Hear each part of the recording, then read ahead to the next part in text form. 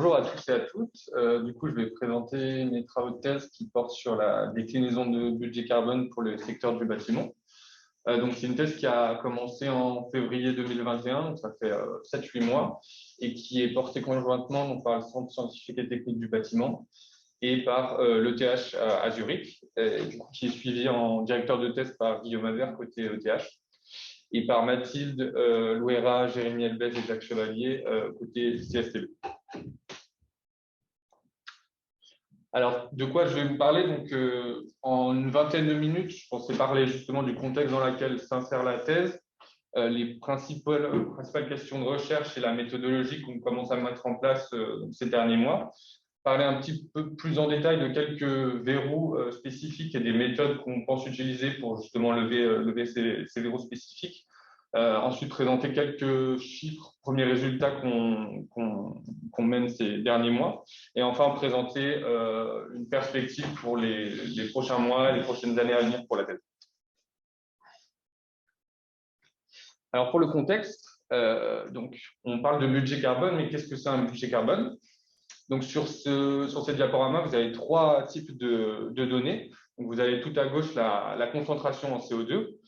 Au milieu, la température et à droite, enfin, justement, le budget carbone. Donc, on voit en fait que alors, je vais peut-être lancer, ce sera lancé. Donc, en fait, comme l'a rappelé le dernier rapport du GIEC, en fait, la concentration en CO2 est linéairement liée avec l'augmentation en température. Donc, à partir du moment où on prend des cibles climatiques, notamment lors des accords de Paris sur le climat, où on dit qu'on veut limiter l'augmentation de température globale à 1,5 ou 2 degrés, ça implique de limiter drastiquement les émissions de CO2. Et tout ça, en fait, ça illustre ce que c'est un budget carbone. Un budget carbone, c'est du coup une quantité cumulée de CO2 qu'on peut émettre pour respecter un certain degré de température, donc 1 degré, 5, 2 degrés, etc. Pourquoi on s'intéresse, nous, à ces budgets carbone? C'est en fait la particularité de ces budgets carbone, c'est qu'ils peuvent être déclinés justement à différentes échelles. Ils sont donc tout d'abord définis à l'échelle planétaire, donc c'est ce qu'on retrouve justement dans les rapports du GIEC, etc.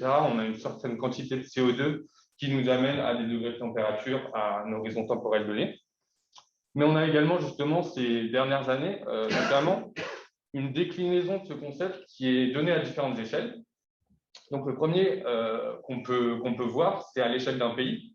Donc, comme c'est le cas en France avec la stratégie nationale bas carbone, il y a une politique publique qui divise un budget carbone d'abord à l'échelle du territoire entier, puis à l'échelle comme vous pouvez le voir sur ce graphique-là, à l'échelle de différents grands secteurs économiques, donc comme les transports, l'agriculture, les déchets, le bâtiment, etc., avec un objectif en 2050 que les puits de carbone soient égales aux émissions de carbone. Donc, autrement dit, qu'on ait des émissions compensées par les puits. En fait. Donc, ça, c'est une particularité de la déclinaison justement de cette approche en budget carbone. Une autre déclinaison possible et qui est faite la plupart du temps par justement des grandes organisations de type Agence internationale de l'énergie, etc., c'est de passer directement justement d'un budget carbone mondial à des budgets carbone sectoriels qui ne soient pas exprimés pour un pays spécifique. Donc, c'est ce qu'on peut voir justement sur ce genre de graphique, où l'Agence internationale de l'énergie notamment dresse en fait des trajectoires de neutralité pour des grands secteurs comme le ciment, la métallurgie, etc. Et cette approche-là, elle est notamment utilisée par différents types d'organisations et d'initiatives. Donc, la plus connue qui s'appelle Science Based Target, qui est beaucoup utilisée par de nombreuses entreprises au niveau mondial dans divers secteurs pour justement dessiner des trajectoires de réduction d'émissions et planifier, entre guillemets, justement leur stratégie de décarbonation à une échelle de, par exemple, 2030, 2050, etc. Nous, qu'est-ce qu'on veut faire dans cette thèse? En fait, c'est s'inspirer de cette approche justement budget carbone et le décliner pour le secteur du bâtiment dans une optique de cycle de vie et dans un horizon donc pour le périmètre français.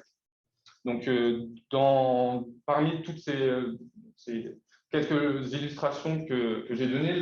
Peut-être la plus pertinente, en tout cas dans notre cas, ça va être la stratégie nationale bas carbone, parce que le périmètre est le même et qu'il y a déjà justement des budgets carbone qui sont impartis par grands secteurs économiques. Donc, on peut vraiment s'inspirer de ces approches. Alors, pourquoi justement on veut justement créer un budget carbone pour le secteur du bâtiment dans une optique de cycle de vie? Donc, il y a deux objectifs principaux à ça.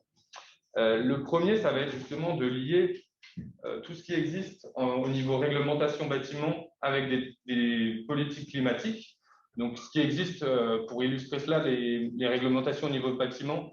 Donc, il va y avoir une nouvelle réglementation qui s'appelle la RE 2020, qui fixe, dont une des grandes nouveautés, c'est de fixer des seuils carbone pour différentes parties du cycle de vie. Donc, c'est ce qui fait suite à la RT 2012. Donc, un des grands objectifs, justement, c'est de faire parler tout ce qui existe au niveau du bâtiment avec ce qui existe au niveau climatique pour justement lier les deux. Il va y avoir deux grandes visions dans ce travail-là. Une vision plutôt comptable, dans la mesure où on va essayer d'avoir un état des lieux vraiment très précis des émissions qui sont liées justement au secteur du bâtiment dans une optique de cycle de vie. Donc, l'idée, c'est en 2020, qu'est-ce que le secteur du bâtiment, dans son intégralité, émet en France et à l'étranger. Et une optique, la seconde optique, qui est une vision plutôt stratégique, dans la mesure justement où on regarde des trajectoires de décarbonation à l'horizon 2050. Notre question, ça va être plutôt comment on fait justement pour arriver à nos objectifs et pour respecter nos réductions d'émissions au fil des années. Le second objectif qui est sous-jacent au premier, ça va être justement de construire des référentiels de décarbonation au niveau sous-sectoriel, donc le bâtiment dans un cycle de vie, mais le prendre aussi de façon sous-sectorielle. Alors, sous-sectoriel, justement, on va parler par exemple, différencier la construction neuve et la rénovation, le résidentiel du non-résidentiel, etc. Et le but de cette approche, c'est justement de pouvoir éclairer des stratégies d'acteurs, donc qui peuvent être divers, de l'État jusqu'à des maîtres d'ouvrage, des bailleurs, etc., pour les aider en fait à concrètement comment je peux faire pour diminuer mes émissions de gaz à effet de serre année après, et comment je peux faire tout ça dans une optique de minimisation de coûts, c'est-à-dire entre guillemets en agissant intelligemment, en portant des actions qui arrivent à respecter les budgets carbone, mais de manière à ce que ces actions soient les plus coûts efficaces. Et dans cette optique-là, justement, vu qu'on parle du bâtiment dans une optique de cycle de vie, donc on ne parle pas seulement justement des émissions de gaz à effet de serre qui sont émises par les chaudières, par le chauffage, etc. On va aussi regarder toutes les émissions qui sont liées notamment à l'électricité au réseau de chaleur, mais aussi toute la partie matériaux qui est assez colossale. Et du coup, on va beaucoup s'intéresser aux interactions que le bâtiment a avec notamment la foresterie, différents types d'industries, etc. Donc, en résumé, quelque chose de peut-être un peu optimiste, mais la thèse a pour vocation, en tout cas, à essayer de dessiner ou réfléchir justement à des trajectoires de neutralité qui soient physiquement plausibles, donc notamment en lien avec des consommations de ressources, et qui soient économiquement optimales, donc dans une optique de minimisation des coûts de transformation. Alors, j'ai mis plusieurs questions de recherche qui sont susceptibles d'évoluer évidemment dans les prochains mois. Toutefois, la première, c'est quand même celle qui est la plus centrale. Donc, comment on décline en fait un budget carbone qui est défini à l'échelle planétaire, comment on le définit après pour un secteur, puis à des niveaux plus fins pour qu'il soit à même d'être utilisé par des acteurs. Donc, qu'est-ce que c'est un budget carbone pour un bâtiment, pour un mètre carré, etc. Une autre question de recherche, peut-être un petit peu en lien avec ce que je disais par rapport aux actions coût-efficaces, c'est comment justement on juge de l'efficacité des mesures à prendre dans le temps pour respecter ces budgets et quel est le partage de responsabilités, en fait, notamment entre les sous-secteurs que j'évoquais tout à l'heure. En fait, si on veut respecter les budgets dans sa globalité, à qui on demande quel effort concrètement? Et ce qui est justement cette logique d'optimisation économique, est-ce qu'elle elle est compatible avec le respect des budgets carbone et d'éventuels budgets ressources? Parce qu'on pourrait faire le parallèle justement avec la consommation des ressources. Donc, on veut également approcher les interdépendances et les possibles conflits entre différents secteurs qui sont liés justement quand on regarde le bâtiment dans une optique de cycle de vie. Et une dernière question, c'est également de pouvoir, est-ce que des approches plutôt de type top-down, donc notamment justement qui viennent des approches en budget carbone, de politique publique, etc., est-ce que finalement elles sont compatibles avec des résultats plus terrain, on va dire? Est-ce que justement elles sont faisables physiquement, techniquement, économiquement? Alors, une espèce un peu d'un dessin de la méthodologie qu'on est en train de mettre en place, donc qui est encore une fois à même d'être modifié. Mais globalement, on aurait trois axes principaux. Donc, le premier, comme je disais tout à l'heure, c'est vraiment avoir quelque chose un outil de comptabilité carbone ou des émissions de gaz à effet de serre du secteur vraiment très précis, où on arriverait à quantifier ces émissions à différents niveaux. Donc, je vais revenir un petit peu sur ça dans les résultats qu'on a déjà, et les combiner, pourquoi pas dans un premier temps, justement, avec des trajectoires existantes. Donc, notamment, j'ai parlé de la stratégie nationale bas carbone et des trajectoires de l'Agence internationale de l'énergie. On pourrait partir de ça. La seconde, ça va être justement de plus regarder une vision stratégique, donc une vision prospective, comment on va de le secteur émet tant à il doit respecter ses budgets.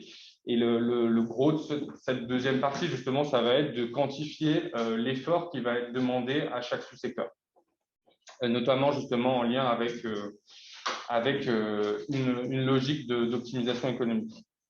Et donc, l'idée de cette mise en place de méthodologie, c'est ensuite de pouvoir avoir justement des espèces de trajectoires optimales pour différents sous-secteurs qui puissent être utilisés par divers acteurs pour se référer en fait et pour construire des stratégies de décarbonation qui soient en tout cas fondées sur des approches de durabilité inspirées des budgets carbone. Alors, je vais peut-être insister sur quelques points qui nous semblent, en tout cas à l'heure actuelle, spécifiques, et sur quelques idées de méthode, justement, qu'on a pour l'instant pour les traiter. Donc, tout d'abord, pour le premier volet qui concerne plutôt la partie comptabilité carbone. Donc, la grande question, c'est comment on prend en compte justement tous les effets les émissions de gaz à effet de serre qui sont émises par le bâtiment dans une optique de cycle de vie. La particularité justement, c'est qu'on veut un petit peu dans la logique du protocole GHG, c'est de prendre en compte tous les scopes en fait, donc pas seulement ce que émet le bâtiment quand on chauffe, etc. C'est vraiment avoir tous les gaz à effet de serre qui sont émis. Un autre périmètre, c'est justement la prise en compte des émissions qui sont importées. Donc ça, c'est quelque chose qui est assez présent dans les préoccupations actuelles, parce que quand on regarde justement les émissions qui sont émises au niveau territorial en France, depuis 1990, elles sont globalement en baisse. Par contre, les émissions importées, c'est-à-dire les émissions qui ont lieu à l'étranger pour répondre à une demande finale en France, elles explosent. Donc, si en fait on émet toutes ces émissions, on ne regarde pas vraiment l'intégralité justement des émissions émises par le secteur du bâtiment en France. Et il sera difficile pour nous justement de pouvoir comparer nos approches en budget carbone avec des résultats notamment de type ACV bâtiment qui, elles, comptabilisent tous les matériaux qui soient produits en France ou ailleurs. Et donc, un autre verrou, en tout cas, point d'attention, c'est que cette étape de comptabilité carbone, elle doit pouvoir après se plugger finalement avec notre vision plutôt regard vers l'avenir. Donc, qu'est-ce qu'on pense mettre en place justement pour calculer ces émissions? Donc, pour le volet justement émissions directes et émissions indirectes liées à l'énergie, donc à l'électricité ou au réseau de chaleur, c'est assez simple dans la mesure où il y a des bonnes statistiques nationales. On peut s'inspirer justement des émissions, des comptabilités d'émissions qui sont données par divers instituts, donc notamment cités par en France, des bilans énergétiques d'RTE, il y a beaucoup de statistiques pour cette partie-là. Ce qui est plus difficile, c'est justement de quantifier ce qu'on appelle le scope 3, donc qui serait, quand on regarde justement dans une optique de cycle de vie, tout ce qui rend compte des matériaux, en fait. Dans les statistiques nationales, elles vont pas être, ces émissions-là, elles vont pas être comptabilisées dans le secteur bâtiment, elles vont être comptabilisées dans le secteur du transport, de l'industrie, beaucoup, etc. Donc, c'est comment on prend en compte toutes ces émissions-là, plus les émissions qui sont importées. Donc, pour répondre à ces questions-là, on utilise plutôt des données de type, des méthodes de type input-output qui décrivent en fait les interdépendances entre secteurs. Et on utilise des bases de données qui utilisent ces méthodes de manière multirégionale. Donc, en fait, c'est comme ça qu'on arrive à prendre les interdépendances entre secteurs et entre pays. Donc, via ces méthodes MRIO, on peut prendre en compte et comptabiliser les émissions importées et voir de quel secteur ils proviennent et de quelle région géographique. Il y a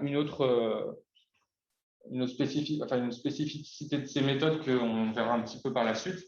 C'est justement, qui va être plus traité dans la thèse, c'est de pouvoir coupler ces méthodes qui sont des méthodes plutôt macroéconomiques avec des méthodes plus fines au niveau de découpage sectoriel notamment, pour aller vers une comptabilité justement hybride avec des flux physiques et des flux monétaires.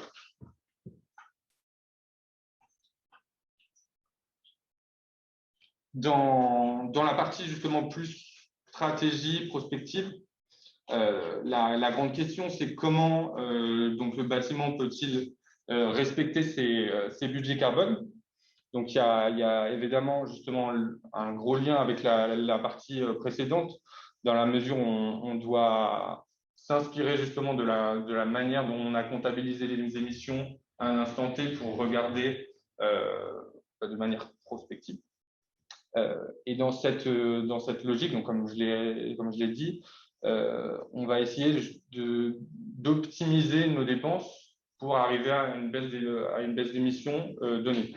Ce qu'on veut également faire, ce qui semble important, c'est d'avoir une rationalité physique dans la mesure de ces émissions et de ces trajectoires. Autrement dit, pas en fait dessiner des trajectoires qui soient physiquement impossibles, notamment au niveau de la consommation de ressources, au niveau des conflits d'usage entre différents secteurs ou différentes ressources qui rendraient en fait ces trajectoires physiquement impossibles. Donc, des leviers, en tout cas ce qu'on regarde actuellement, c'est justement identifier des leviers sur lesquels on peut agir pour arriver à respecter les budgets carbone et donc à baisser les émissions. Comment on peut identifier ces leviers et comment on peut les quantifier? Donc, on peut partir déjà de trois gros gros blocs, on va dire. Sur la partie énergie, donc on va regarder beaucoup de données et de scénarios sur l'évolution du mix énergétique, l'évolution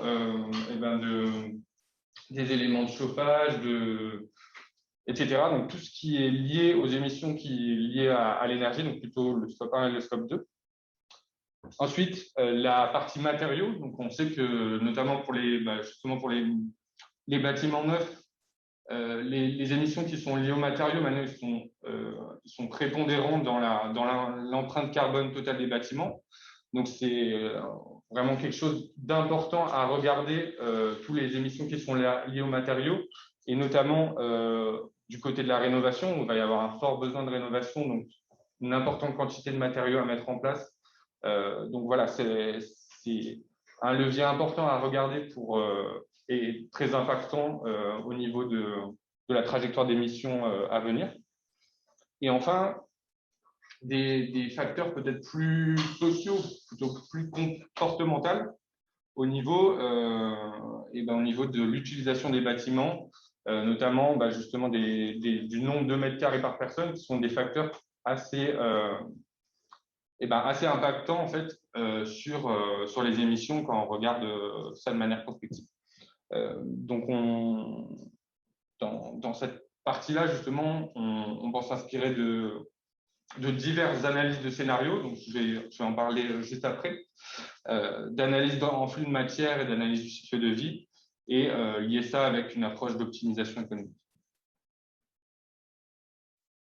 Alors, des premiers résultats qu'on a pu avoir justement pour quantifier toutes les émissions qui sont liées justement au scope 3, aux matériaux de construction. Ce qui, comme je vous l'ai dit, est le plus difficile à estimer parce que c'est là où on a le moins de statistiques et de sources.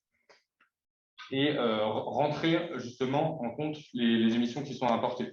Donc, pour ces premiers résultats, justement, on a utilisé une base de données qui s'appelle XIO-Base, qui est une base de données input-output, qui quantifie justement qui, via en fait, les interdépendances entre secteurs, on peut arriver, via les calculs, à avoir de la même manière qu'une ACV, en fait, également une approche en cycle de vie et avoir une vision des émissions de la chaîne de valeur qui est engendrée justement par les interdépendances entre secteurs.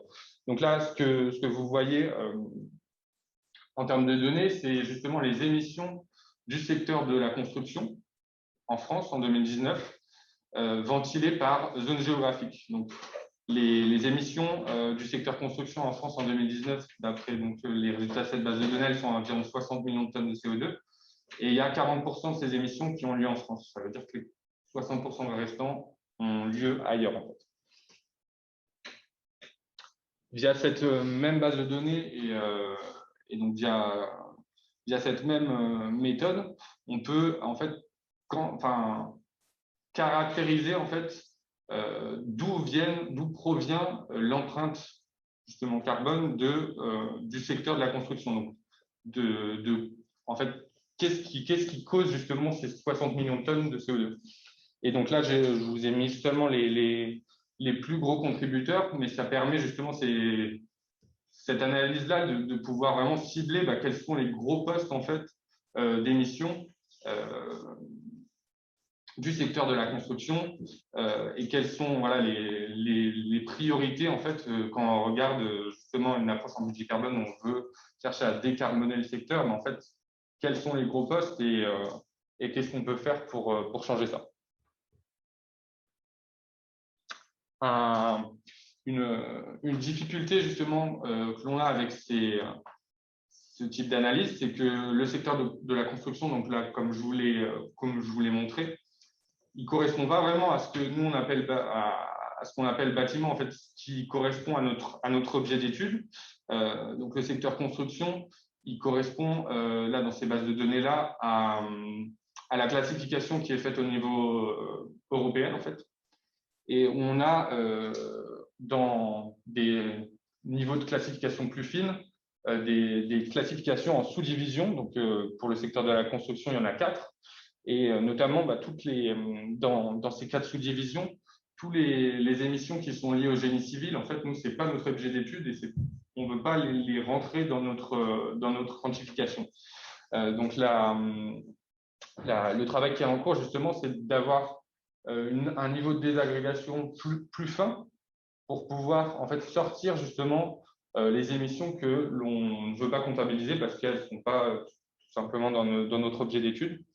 Et donc, il y a plusieurs types de recherches qui sont en cours sur les mêmes, qui se basent sur les mêmes méthodes, sur les mêmes bases de données et qui ont les mêmes problématiques justement de désagrégation de ce grand secteur construction qui apparaît dans la plupart des statistiques et des bases de données. Et donc, une idée, justement, c'est de partir de tableaux input-output plus fins, donc notamment des données de l'INSEE, afin de rediviser en fait ce gros secteur que l'on a pour le moment. Et l'idée, donc, via notre travail justement de comptabilité, ce serait d'arriver à ce genre de graphique. Donc, on doit encore retravailler pour la partie justement qu'on appelle le embodied, donc toutes les émissions qui sont liées notamment aux matériaux. Mais c'est l'idée en tout cas d'arriver à ce genre de schéma beaucoup plus détaillé, notamment au niveau des émissions donc liées à quel type d'énergie, etc. Mais ce serait voilà, d'avoir une photo en fait précise des émissions qui sont liées au secteur du bâtiment et les répartir en termes de scope, d'émissions directes, indirectes, etc. Enfin, sur la partie justement plutôt intégration et visualisation de scénarios, donc plutôt la partie prospective, qu'est-ce qu'on est en train de faire en ce moment? En fait, sur cette partie-là, il y a énormément d'instituts qui dessinent des scénarios, donc on en a vu pas mal pendant les présentations, c'est pas spécifique au secteur du bâtiment. Quand on regarde justement des trajectoires prospectives, etc., il y a beaucoup d'instituts qui font des scénarios sur des mix de décarbonation, etc. Et donc, l'idée, en fait, qu'on développe actuellement, c'est d'essayer d'avoir un moyen assez simple de comparer ces types de scénarios. Donc, pour le secteur du bâtiment, il y a beaucoup de l'ADEME qui travaille dessus. Il y a également Shift Project, Negawatt, etc. Vraiment beaucoup finalement de scénarios différents. Et c'est assez difficile de pouvoir les comparer et regarder quelles données d'entrée, quelles données sorties ils utilisent.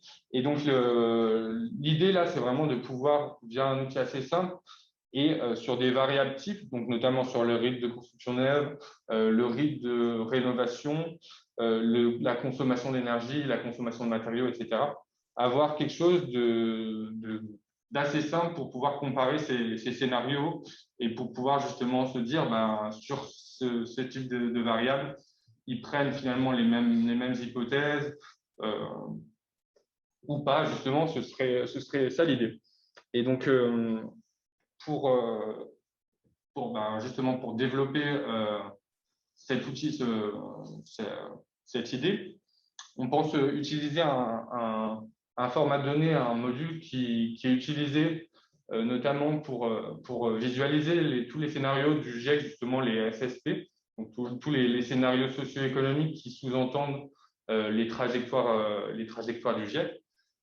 Et en fait, l'idée, c'est de transférer sous un même format tous les scénarios, donc tous les données de scénarios, comme les rythmes de construction, etc., sous un même format pour, en fait, assez facilement se dire, qu'est-ce que les scénarios entendent sur les performances de rénovation, par exemple. Et on verrait justement assez facilement quel type de données sont utilisées et pourquoi on aurait justement des différences entre scénarios, etc. Et lesquels finalement nous amènent à des rythmes de réduction d'émissions qui soient compatibles avec des budgets carbone. Pour finir, les prochains travaux qui sont envisagés et puis les perspectives, c'est justement de continuer à travailler et de finir ce volet comptabilité carbone à un instant T d'ici à la fin de l'année.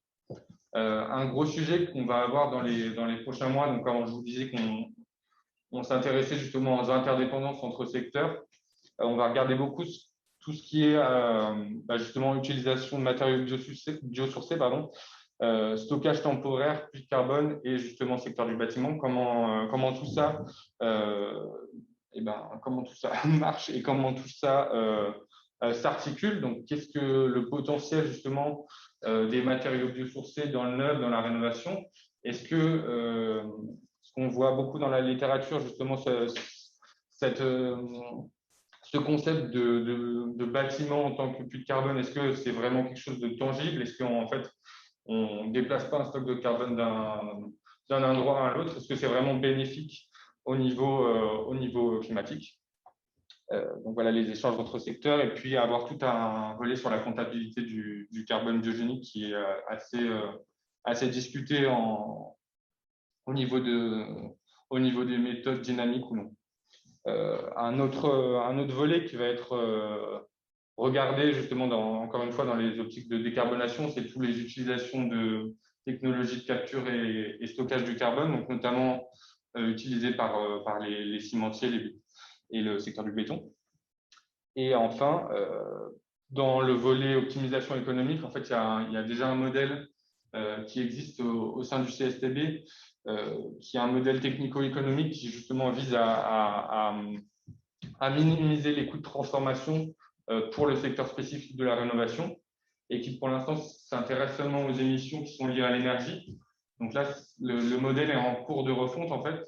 Mais l'idée, ça va être aussi justement de s'intéresser à intégrer toutes les émissions dans une perspective de cycle de vie et justement pas s'intéresser qu'à la rénovation, mais à différentes autres sous-segments, donc notamment en construction neuve, résidentielle, tertiaire, etc. Et je vous remercie pour votre attention. Si vous avez des questions.